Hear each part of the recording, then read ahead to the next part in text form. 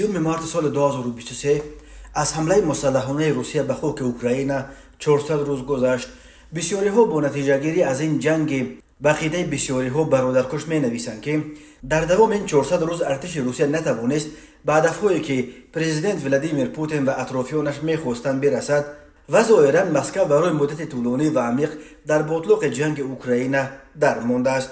حال آنکه در روزهای اول گمان بسیاری از طرفداران کرمل این بود که شکست اوکراین چند روز یا چند هفته و دیر یگان ماه خواهد کشید، روز 24 فوریه سال 2022 با بهانه گویا حمایت از مردم روزبان دنباس، روسیه 24 فوریه سال 2022 با بهانه گویا حمایت از مردم روزبان دنباس به اوکراین حمله کرد. در هفته‌های اول جنگ ارتش روسیه در حقیقت مناطق زیادی را تحت تصرف خود و حتی برای گرفتن پایتخت اوکراین شهر کیف نیز کوشش نمود، ولی پس از مدت ارتش اوکراین با نمایش مقاومت سخت و غیر چشم داشت توانست نه فقط مانع پیشرفت نیروهای روسیه شود، بلکه به تدریج قسمی از مناطق‌های اشغال کرده را بازپس گرفت و ارتش روسیه را وادار به عقب نشینی نمود.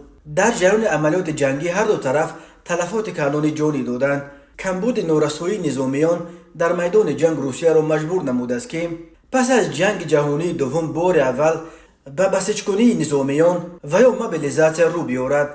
در ماه سپتامبر سال 2022 پرزیدنت روسیه برای بسیج‌کنی 300,000 نفر فرمان صادر نمود که باعث فرار شمار زیادی از شهروندان روسیه به نقطه‌های مختلف جهان از جمله به کشورهای آسیای میانه، قفقاز، ترکیه و دیگر کشورها گردید. در برابر موبیلیزاسیون شرکت خصوصی حربی واگنر برابر یک میلیاردر نزدیک به پوتین یوگنی پریگوژن دست به جلب محبوسان برای فرستادن به جنگ زد.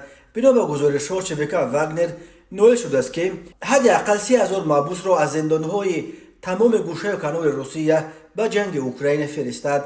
پس از عقب نشینی ارتش دائمی روسیه از خرسون و ناکامی‌های پی در پیش در خط جبهه، زرخریدان واگنر خواستند نیروی خود را در نمایش گذاشته شهر بخموت را از دست ارتش اوکراین بگیرند، ولی به ایستادگی سرسختانه نیروهای اوکراین دچار شدند. ارتش روسیه یکجا با زرخریدان واگنر برای اشغال شهر بخموت که از جهت استراتژی نه آنقدر ضرور تلاش کرده، بنا به گزارش‌ها تلفات زیاد دادند. طول کشیدن جنگ‌ها برای تصرف بخموت حتی طنزهایی را به وجود آورد که ارتش رقم 2 دنیا یک سال باز یک شهر را گرفتن نمیتواند. در همین حال هفته پیش استخبارات بریتانیا گزارش داد که حمله‌های پی در پی ارتش روسیه برای اشغال بخموت در چند ماه اخیر بی نتیجه و پرتلفات بود و در آخر ناکام شد. بنا به معلومات این منبع نیروهای روسیه ظاهراً به تدریج از قصد تصرف بخموت دست کشیده روی سمت‌های دیگر تمرکز کردند. جانب اوکراین نیز از تلفات زیاد نظامیان خود خبر می‌دهد، ولی تاکید می‌کند که با تمام قیمت از بخموت دفاع می‌کند.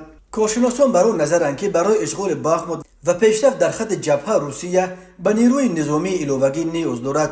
بلومبرگ روز 24 مارس خبر داد که حکومت روسیه نقشه دارد در دوام سال با 400,000 نظامیان حرفه‌ای را به ارتش اضافه کند.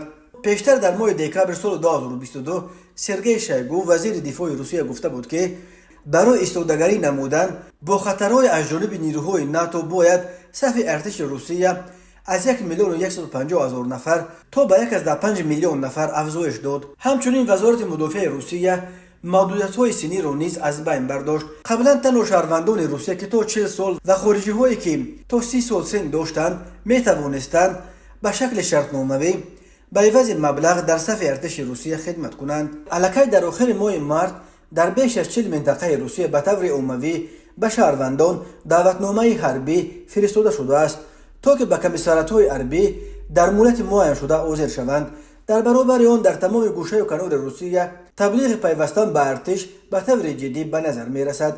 در این راه از تلویزیون و رادیو سر کرده تا تبلیغات در سایت‌های پورنوگرافی استفاده شده ایستاده است. روز 24 مارس سال 2023 میدیا زونا و BBC خبر دادند که تا کنون اسم 18033 افسر و عسکر در اوکراین کشته شده روسیه را با نام‌هایشان مشخص کردند. از جمله تنها در 2 هفته اخیر در اوکراین 1249 بسیج شده کشته شدند، ولی استخبارات آمریکا از کشته و زخمی شدن بیش از 227,000 سرباز روسیه از آغاز جنگ ضد اوکراین خبر می‌دهند. آخرین مرتبه ماه سپتامبر سال 2022 وزارت مدافع روسیه هلاکت زیر 6000 نفر از افسران و عسکرانش را تصدیق کرده بود.